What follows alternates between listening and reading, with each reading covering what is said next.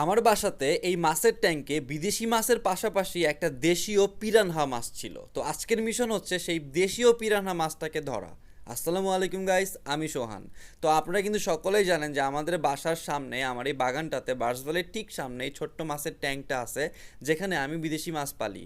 So এখানে আমি ভুলবশত বেশ কিছুদিন আগে, কয়েক মাস আগে, আমি না জেনে একটা তেলাপিয়া মাছ ছাড়ছিলাম আর কিছু কই মাছ। কিছু না, একটা কই মাছ আর একটা তেলাপিয়া মাছ আর কিছু হচ্ছে খৈলসা মাছ। তো এই তেলাপিয়া মাছ যে পোনা খায় এটা আমার জানা ছিল না। তো এই মাছটা কি করছে, আমার যে প্লাটির পোনা হয় সব পোনা ধরে ধরে খেয়ে ফেলে। মানে পোনা হইলেই দেখা যায় যে মানে 4 ভাগের 3 ভাগ পোনাই এই তেলাপিয়া খেয়ে ফেলে, দুই একটা ফাঁক ফোকরে মনে হয় বেঁচে যায়। তো আজকে একটা পুরা জাল নিয়ে এই ট্যাঙ্কের মধ্যে নেমে গেছি সেই দেশীয় পিরানহা, সেই তেলাপিয়া মাছটাকে ধরার জন্য। কারণ ওরে যদি এখান থেকে না উঠাইতে পারি, আমার এই প্লাটির বাচ্চা আর এখানে বংশ বিস্তার করবে না। ওরে আমরা যখন ছাড়ছিলাম ওই তেলাপিয়া মাছটাকে, ওর দৈর্ঘ্য ছিল মোটামুটি এই 3 ইঞ্চি মতো হবে, 3 ইঞ্চির বেশি হবে না। তো এখন ওর সাইজ অনেক বড় হয়ে গেছে আমরা জানি, কিন্তু কত বড় হয়েছে এটা আমরা জানি না, কারণ মাঝে মাঝে ওরে একটু একটু দেখা যায়। তবে বোঝা যায় যে ও ভালোই বড় হয়েছে, কিন্তু এক্স্যাক্ট কতটুকু বড় হয়েছে সেটা আমরা জানি না। তবে আমরা এখানে জাল দিয়ে জাল ফেলে বারবার আমি উঠাচ্ছিলাম আমরা, আর এখানে শুধুমাত্র আমার সেই বিদেশি মাছগুলোই আসতেছিল, কোনোভাবেই সেই তেলাপিয়াটা আসতেছিল না।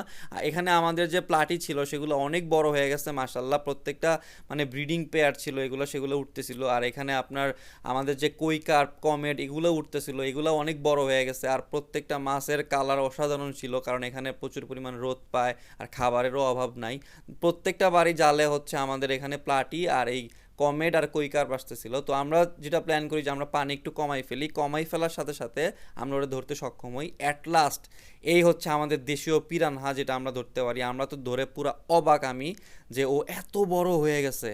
তো ওরে ধরার পরে সাথে সাথে আমার মাথায় নতুন একটা প্ল্যান আসে, সেটা হচ্ছে যে এইখানে এই 2-3 ইঞ্চি মাছ ছেড়ে যদি এটাকে এত বড় করা যায় তাহলে কিন্তু এখানে ভালোই মাছ হবে। তো আমার নেক্সট টার্গেট হইতে পারে যে এখানে আমি তেলাপিয়া চাষ করব। এখানে কিন্তু 50টা 100টা তেলাপিয়া ছাড়লে আরামসে বড় করা যাবে। তো এখন হয়তো আমাদের প্ল্যান যে আমরা এই কৈকার্প আর এই কমেন্টগুলো এখান থেকে শিফট করে অন্য জায়গায় দিয়ে দিব, অন্য ট্যাঙ্কে বানিয়ে, বা আমাদের বাসায় বড় চারি আছে সেগুলোর মধ্যে ওদেরকে পালবো।